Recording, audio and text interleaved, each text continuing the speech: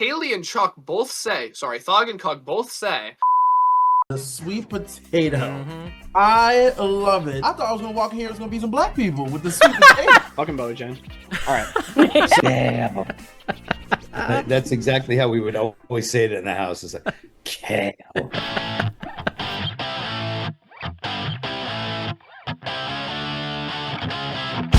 Sweet taters. The sweet taters. Sweet taters. The sweet taters. And now, it's time for the Sweet Potato Podcast featuring Matt and Theron. We are back today. What is that? it's a picture, it's an AI photo of Chuck with green gas coming from his crotch that Evil Dick just posted on Twitter. Oh boy. Well, speaking of that, we're here to recap Big Brother 28. We're on week 5 now? Week 5? He's just posting Chuck's crotch with stinkiness. Kind of crazy. If you've never listened to the Sweet Potato Podcast, we give unbiased Big Brother takes. Very unbiased podcast. Very unbiased podcast. Not true. I do feel like this season is blowing by. It's kind of crazy that we're already on week 5. That's what happens when all the goats go before the flops. Right. Well, Chuck did go home tonight, so we will get into that. But first, Ooh, before spoiler! we get into Spoiler! that, we got some headlines to talk about. We do. Some classic nonsense. Now, the Traitors has put out their official cast for their new show, The Traitors New Blood, only on NBC, next day on Peacock. It's going to premiere on September 17th. Traitors New Blood. Cutting it close with Big Brother. There's what, like a 3-day overlap, 4-day No, overlap? I feel like I could be wrong. I thought they said the finale would be in October this year. So I thought it would be. I think it's a multiple week. Jamie, can we? I think it's a multiple week overlap, but yeah, the Traitors New Blood put out their cast, which is interesting. I wonder how much hype there is for the show. October 1st. It's October 1st, Yeah, so we got like a 2-week overlap, which is a lot to deal with. So that is. We will see.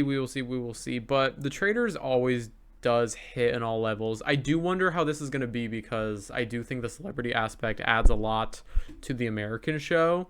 But you know, we've seen the success of UK and Netherlands and New Zealand Traitors and all that with everyday people. So I don't see why I won't. Yeah, I think that to an extent, like, yeah, I like celebrity Traitors because it's fun to see people that you know or that are already famous. But it also, like, I'm getting a little, I kind of want a break, you know, from the celebrity reality TV. You know, we got Traitors, we had House of Villains 3, we had Survivor 50 with all returnees, now we have Big Brother with icons, and it's like, give me a blank slate, you know?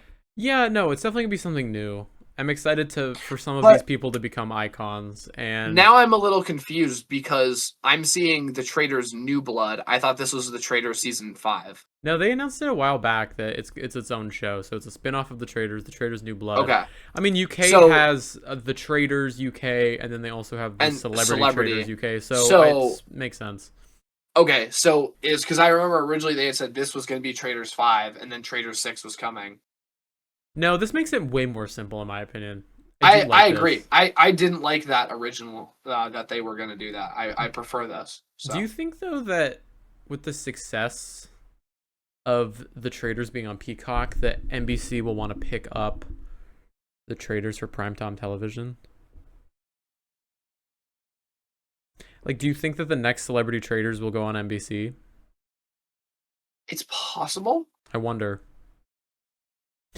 because the success of Traitors got this show ordered, so I wonder.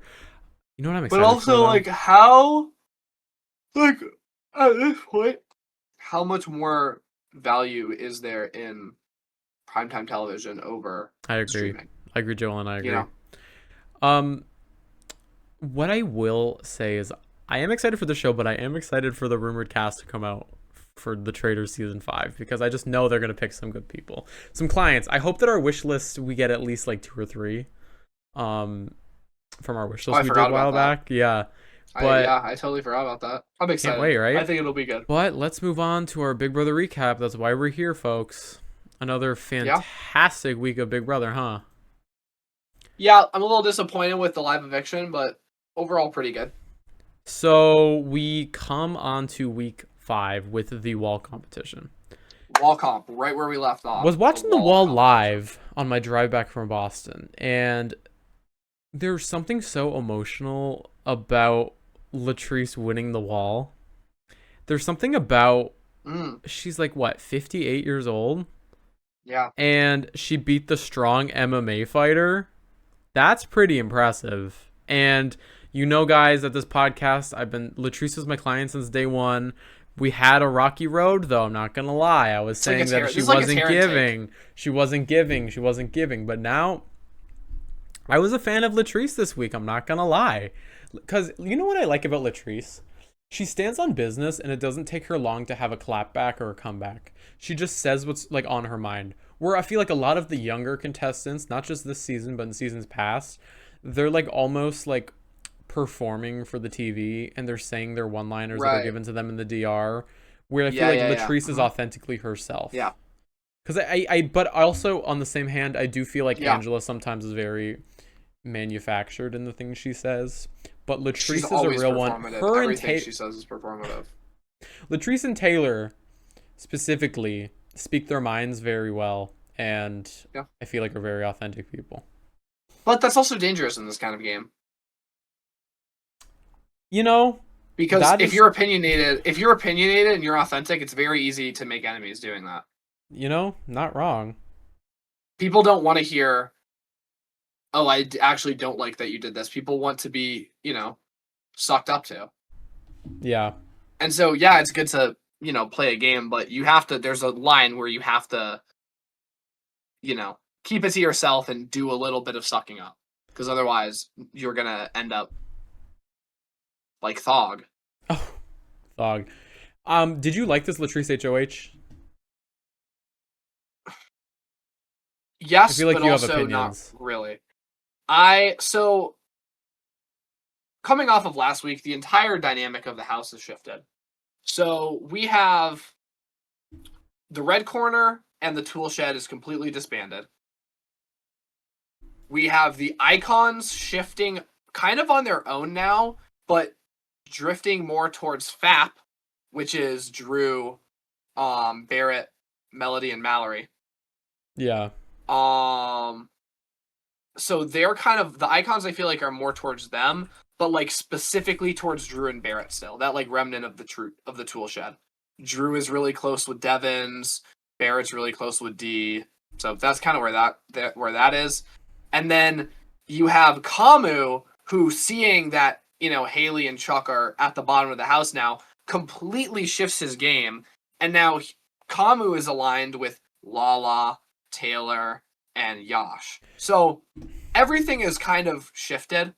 And well, especially with the vote flip, because the vote flip is a main player in this week, which is so annoying. Oh yeah. It's like at a certain point, I think it's 3 days since the vote flip, and we're still talking about the vote flip. I'm like, who voted? Because Haley, Kamu, and Chuck they feel so blindsided by this vote flip that they will do everything in their power to keep talking about it and find out who flipped the vote. And it's starting to become annoying because Haley's basically doing a witch hunt. And I understand that Lyric was never meant to go, but at the same time, don't put up someone you don't really want to go.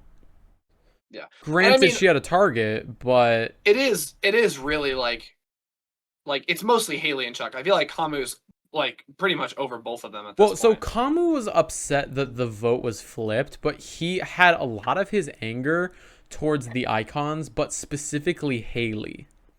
He didn't want to bow down to Haley in any way, and he kind of felt that like he was on the bottom of these alliances, so that's why Kamu's trying to switch his game. Yeah.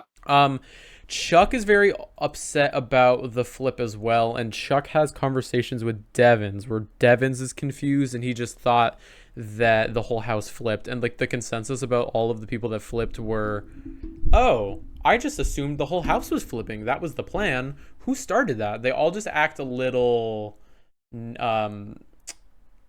act a little Except Angela, who swears she voted to send on her grandkid's life. which was Swears that iconic. she was the third vote for Melody.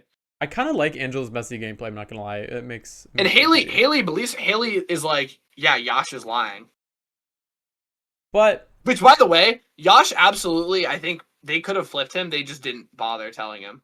now, Which is pretty originally funny. before nominations, Latrice has this conversation with Chuck where she was like, I don't want to put you up because, you know, we're one of the few black people in the house. I want to kind of, you know, keep... Yeah, this was prevent really you from putting you strange up. to me. But Chuck is... not Chuchy. Chuck is doing this stuff that's like, he's low-key talking shit to Taylor, around Taylor, about Latrice, saying stuff like, well, I don't give a fuck that she cooks. She's not playing a good game. And I think he gets into an argument with her on Wednesday's episode, and he says like some very weird, nasty shit. Mind you, Taylor's clocking him because Taylor's the only one in this house who is cleaning and keeping tidy. And the consensus in the house is that Chuck is very stinky, doesn't know how to shower properly, he has no sense of good hygiene. Haley calls him out in the bathroom. That's crazy. You're living with 16 other people and you can't clean yourself. Yeah, it's brutal. He Absolutely lit, brutal. like, absolutely not stinking up that house. So there's a lot of conversation. Originally, Lala is thinking about putting up Barrett, Kamu, Haley with Drew as the renom. Yeah. And then she plays with maybe one of the icons as the renom. And then Chuck kind of falls to the wayside because of how he's acting. Kamu pretty much uses this time to like be like, listen, like Taylor, Lala, like I want to be like with you guys. Like I don't have anyone right now, but like I know I can't trust Haley. I know I can't trust Chuck. I need people to ride with. Like I will ride with you guys. And so he kind of inserts himself that way. Now, I'd like to take this moment to talk about how Haley and Chuck are both incredibly stupid. So I don't know who Haley is. I know Thog. Sorry, Thog Thank and you. Cuck. Thog and Cuck are both Oh. incredibly stupid because they have this like idea that neither of them are going to go home. Yeah, I mean, granted, in modern day Big Brother, you have 2 chances, but still, they are very So- like. They talk about and their kind of thought process, especially at first, before Kamu starts to like more clearly drift away from them, is Kamu would be the renom. And so Haley and Chuck both say, Thog and Cuck both say that if either of them win they're like talking about not using the veto if they win it. Yeah. Haley brings up the idea that if her or Chuck win the veto, they should not use it because then Kamu will go up.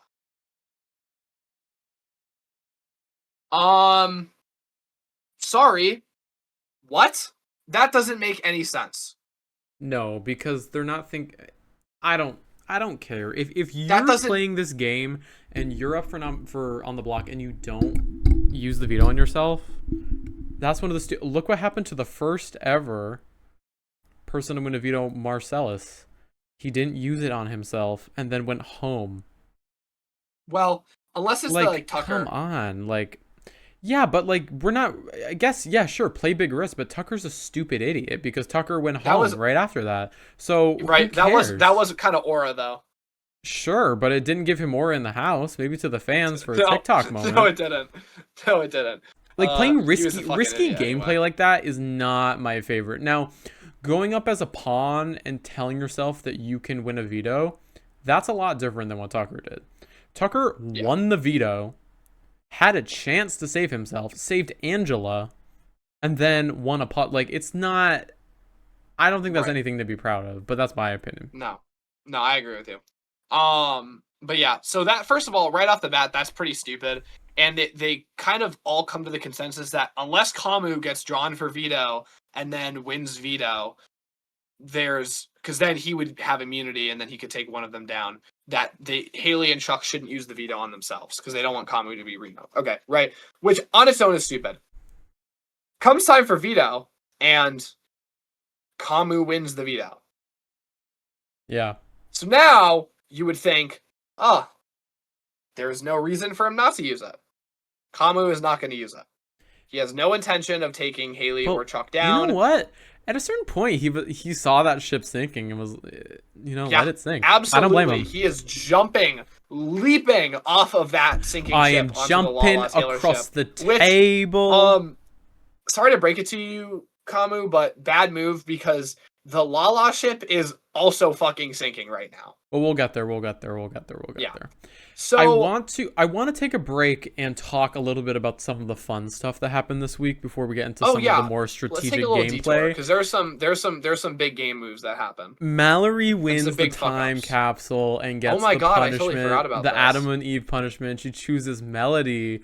And the entire time, Drew's like, oh my god, I wish this punishment could go for like a few more days. Like, I'm loving seeing my clients in bikinis, bro. Like, right on, bro. They tied him up and made him bark like a dog. Did you see Water that pick. on the Instagram? Water pick. Floss, bro. Water pick. Anyways, so that happens. And then another thing that this is my favorite moment of the week. It is... Angela decides that oh my god they're cooking. It's Latrice and Angela are cooking, and she's like, oh, this is like hibachi. So she takes out 2 knives and starts doing like some hibachi moves like they do at the restaurant. And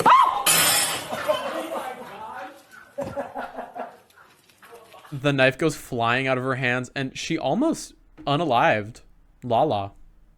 Lala was almost unalived. Was this on purpose, Angela? So here's the thing. They're taking knives away. I don't remember who said this. It was some Big Brother alum. So obviously we know what happened in season 2 with what the fuck was that guy's name holding a knife up to the girl's neck? Yeah. So because of that, they have barely any alcohol and they also don't have knives in the house. So since that season, if you want to get a real knife, you have to go to production, request it, they will give it to you, and then you have to return it. They probably won't even fucking do that anymore. Because what the hell is she doing?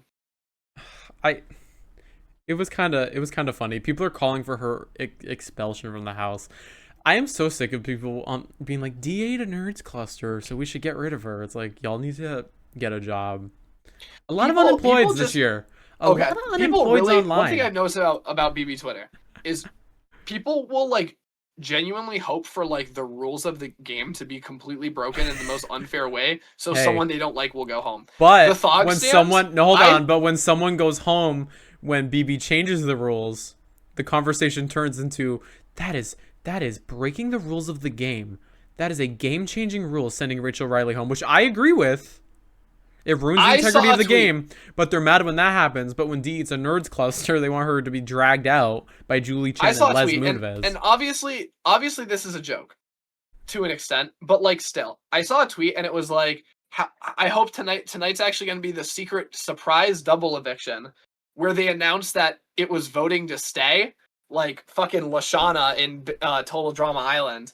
And because Barrett got 0 votes to go home, he actually got 0 votes to stay. So Barrett would be evicted and Chuck and Thog stay. And then they evict Angela because she almost killed Lala. You know, I am in a Big Brother Facebook group.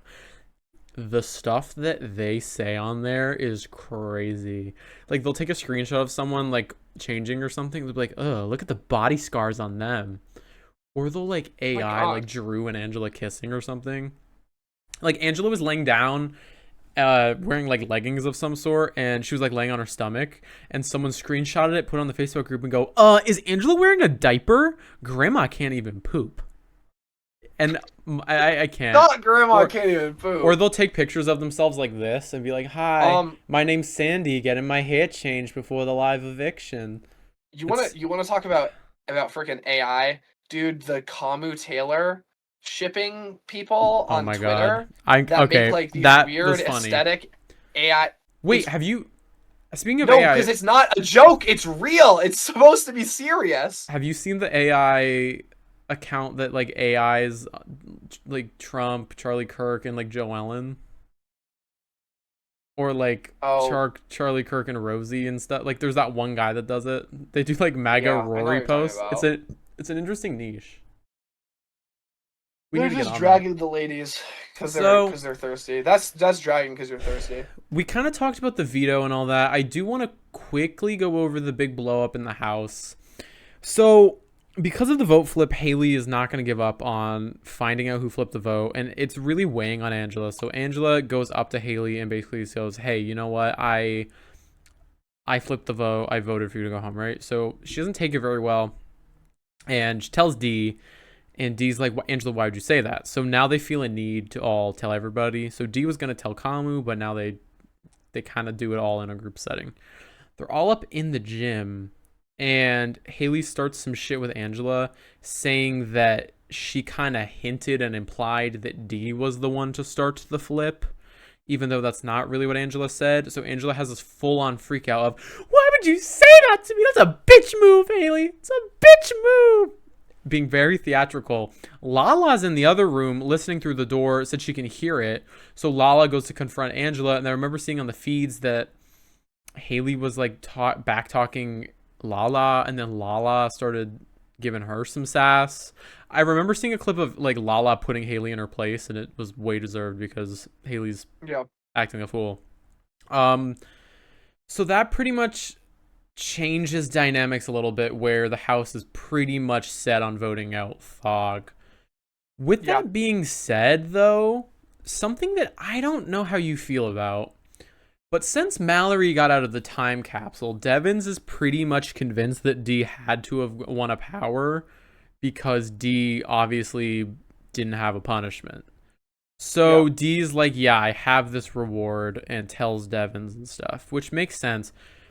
To solidify her trust with Kamu after telling Kamu that she was the one who flipped the vote, she tells Kamu about her reward. Which, like, I don't think is a totally bad plan. So, I just don't like trust that idea. Kamu. I like that idea because the way I viewed it was less of like, oh, like Kamu, like, I need to tell you this, even though she framed it like that. Yeah. And more was like, Kamu, I have this power. Like, know that I have this power. Yeah. And not to fuck with me. Because, like, on one hand, it's like, okay, I flipped the vote, like, because Dee was the one who flipped the vote, right? So, on one hand, it's like, Kamu, I'm sure you're mad at me, so I'm going to be open and honest with you, and, like, sort of, like, in almost, like, I'm sorry that I like, flipped the vote and kind of, like, went behind your guys' back. I have this power. On one hand, it's doing that, but on the other hand, it's like, if you're pissed at me, I don't care because I have this power. Yeah. I agree, Joellen, I agree. Yeah. I would like to talk about the veto situation a little bit. Uh-huh. So, Kamu wins the power of veto, and off the bat doesn't really want to use it because he's no longer associating with Thog and Chuck. Makes sense. Yeah. It would be a bad game move for him. However, he knows Thog and Chuck aren't both going home. One of them is going to stay. And especially if Haley stays, he knows that it's hard. He needs to have some way of explaining it. Yeah. So he goes to Lala and he's like, listen, you, Taylor, I'm interested in working with you guys. I want to be aligned with you guys. I have the power of veto. I won't use it, but we need to choose a story that kind of solidifies why, because he has the veto, he's safe, he can't be renommed, so he needs an excuse. So he's like, let's come up with someone. They talk about doing Devins, and so basically they're like, okay, like, we're gonna tell everyone, Lala's gonna tell people that Devins will be the renom, and Kamu is gonna separately go to Chuck and Haley and be like, Lala has told me that Devins is the renom, like, I can't, like, I need to have, like, faith that, like, one of you will win Blockbuster and Barrett will go home, even though it's all bullshit. Like, just so they, like, don't blame him as much. And he pitches this to them, and it actually kind of works. They're still mad at him, but it, like, lessens the blow. They don't it's not like, it doesn't seem, in the edit they made it kind of seem more like, oh, like Camus flipped on us. But when he initially told them, they were like, okay, like we understand where you're coming from, Right. kind of. We don't like that this is what you're doing. We would have much prefer you use the veto, but at least like you have a good reason. So Camus gives himself a little bit of grace, in that regard. Unfortunately, and this is where what I mentioned earlier about Lala's HOH. Lala makes she makes two incredibly bad game decisions. I don't know if it was the wine, like Drew said, or what. But Lala makes two poor decisions. Firstly, she is in the HOH. Wait, was this on Saturday? What? I think this happened Saturday. Was this What we saw in the edit? No, what you were talking about when they got the wine. No, was that this Saturday? happened. No, that happened like yesterday. Because on Saturday, which was the day of the blow up, everyone online was saying, why did everyone choose today to blow up their game? Because that was the day of D telling like two people she has a power, D'Angelo randomly going up to Haley and being like, hey, I voted for you to go home. Oh, and mind you, and you can go back to what you were saying. Do you know the narrative of that Thog is spinning of, and you shouted out my family? And you flipped the vote when you shouted out my Are you aware of this? No. So when Angela's voting, when they flipped it, Angela's like, I vote to evict Lyric. Hey, by the way, shout out Haley's family. She misses you so much. Because Haley can't shout out her family because Haley's HOH, right? I saw that. But Haley takes it as a dig. As a personal dig. This is the worst week of her life. It adds on to the worst week of her life. Because she flipped the vote, blindsided me on my HOH, and then had the audacity to shout out my family. Haley... Okay, first of all, Lyric was not Haley's ally. The whole idea... We gotta stop that. We gotta stop that. This is like... this. Can Haley just be honest, though, that she was blindsided on her... If Haley put Chuck up as a pawn for whatever fucking reason, he went home, I would get it.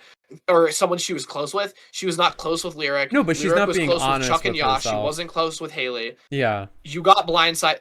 Your target didn't go home, and they sent your pawn home instead. No, but she doesn't want to admit that somebody went above her. Because she's highest power. She doesn't want to admit that someone had the audacity to go above her. Because Haley doesn't like that. And this whole thing about her suffering and having a terrible time in the house, you've been in control the entire game. But she wants to be your HOH. She wants to be the HBIC. Like, she wants to be D, right? But because she's not D, she's going to throw a pity party to get more support. The icons. She got into the alliance that allowed the icons to fucking run her game. Yeah. The red corner was a fucking steamroller with Camus, Chuck, and Haley, and the icons hopped in it and they started driving it and they fucking killed. This is the genius of the game that they're playing. The icons associated with the red corner, they took out the two best competitors that the Roman Empire had, Rome and Jason. Is Mallory a good competitor? Yes, but Melody is not a threat. Drew and Barrett are not threats either, if we're being completely honest. They're really not. Drew maybe a little bit, but Barrett's not. Melody's not. Jason and Rome were huge threats to the Icons games. They used the red corner to get rid of them, and now look at the house. Who's the biggest threat outside of the Icons? Probably Haley. Yeah, she don't like it. So flip during her HOH, flip on her. She can't be HOH next week, and then target her and her closest ally. Camus made the right move getting the fuck out of there. Target her and her closest ally. And, and get one of them sent out. Now Haley's on the bottom, and she's not a strong player because she's aligned with no one. What were you going to say about Lala ruining her game? Oh, right. So Lala, she first, and they showed this in the edit, she was essentially talking to Melody, Mallory, Drew, and Barrett. And she's talking about how the icons are dangerous and they all have, you need to figure out like what they all want and like what their goal is. And they needed to make sure that 2 icons go before jury. She said that's what their goal should be, is to send 2 icons home before jury. And they're like, oh, like what, like who? Drew is like, oh, maybe Devins. Drew is closest with Devin to have any of the icons. He's not going to fucking push to send Devin home. So she's having this conversation, and she's like, if this better not leave this room. Yash is also there. This better not leave this room, Drew, Barrett. You are talking to people who are known throughout the house to run information back to Devins and D, because Drew and Devins are close, and D and Barrett are close. So why, Lala? Why would you say this in front of them? Was she trying to bait them to test their loyalty? Maybe she just wasn't thinking. Because it But does go back to the she was icons, thinking- and it's not. She was thinking enough about the fact that Drew and Barrett are rats who run every. And I'm not like saying I dislike Drew or Barrett, but it's true. They run all of their information. Melody and Mallory just had a conversation on live feeds, I believe earlier today, or maybe yesterday, that they no longer can tell important game information to Drew and Barrett because they'll just tell it to the icons. Yeah. Because you know that Drew and Barrett are closely aligned with Devins and D respectively. Why would you say this and then be like, Drew, Barrett, you better not run this information back to them? It's like she fucking wanted them to. We're Do you know gonna how see a stupid that lot is? more of this play out next week, I think. Oh yeah, The we fallout will. from this, because And it's hot. the other thing that Lala did, which was incredibly bad for her game, was she went to Angela, one of the icons that she's talking about targeting. She went to Angela and told everything about the Kamu veto situation. She said, Kamu is working with me and Taylor and Yash, and Kamu had the veto and didn't want to use it, so we came up with this fake plan so Haley and Chuck wouldn't be as mad. Guess what? Haley is still here, and if Angela tells that to Haley, oh boy, Lala, it's gonna be hell for you and Kamu to pay. Yeah. We're gonna see a lot of this next week, I think, for sure. So let's talk before we talk about what going forward. Let's talk about how live eviction played out. I want to talk about live Blockbuster. eviction. There's some Yeah. fun stuff though. This live eviction, I like that they're all friendly and they all decided to wear pajamas tonight. Oh, I liked that too. really They all wore enjoyed this. pajamas, and then they were pretending to sleep. Devins has a Yash style haircut. Don't love that. Don't think So Becca Yash will gave him a love cut. that either. No, so I don't. Do you know about Yash's haircut? Do you know why he has that? I do, but I don't like it. You don't think Becca would like it? I just don't The like pussy it. eating cut. I Well, don't pussy li- eating cut. I don't like it. So, Pussy's wearing a wire? oh, rest in peace. Oh, my God, I know. Rest in peace, Vincent Pastore. Holy shit. I totally forgot about that until just now. Damn. Rest in peace, big pussy. You know, it's almost 2027. Sopranos season 3 tier list?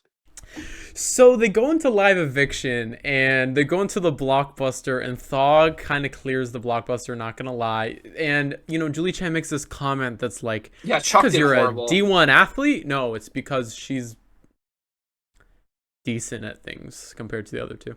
Chuck flopped like normal, and the vote kind of went that way. Barrett was where close. Actually, Haley had a Barrett was comeback. close, Barrett was but, ahead. like, And the Thog thing had a is, comeback. like, once Thog was doing the balls that she was knocking out, it like, was over. it was over, because then the other two get stressed, and Chuck was never going to be there. Now, Chuck, I was kind of pissed about this Blockbuster because there was a lot of discussion about potentially flipping the vote yeah, and sending Chuck home over Haley. but that's no And one's I fault. feel like I mean, that could have been really interesting to see if Chuck and Haley sat next to each other and Chuck went home, because that would have pissed off Lala and Taylor, because they would have been the ones being blindsided. That would have been more drama, stoking the flames a little listen, more. we've got enough drama in this house, especially with whoever wins this I next suppose. HOH. It's a But crucial HOH. Haley is there to stay. Obviously, Barrett does not go home over Chuck. Chuck gets it.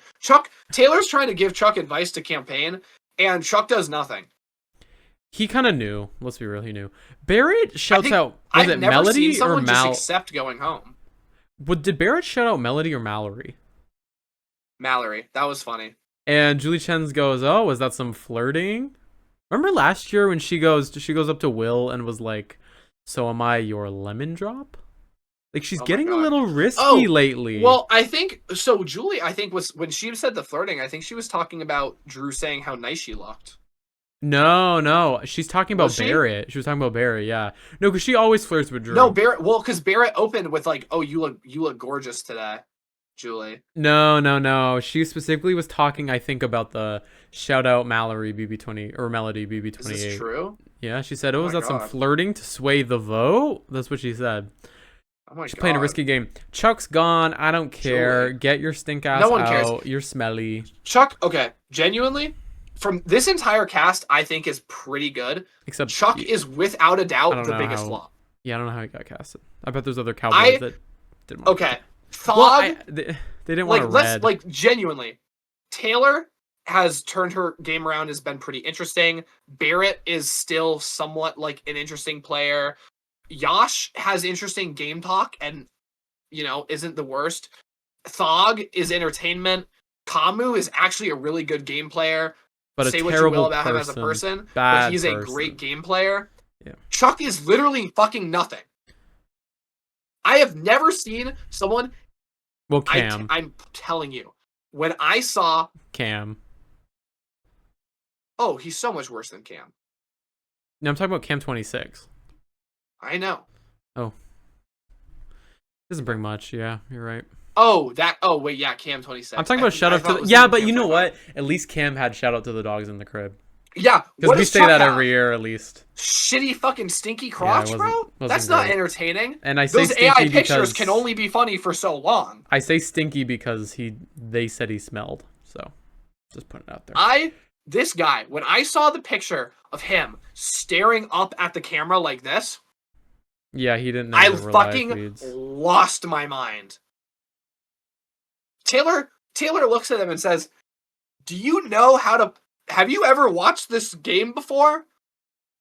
And honestly, not only do I think Chuck has never watched an episode of Big Brother, I don't think he understands how the show works. They never do. They don't cast that I don't anymore. think he even knows that live feeds are a thing. Gotta Big whoop it up. Brother, expect the unexpected.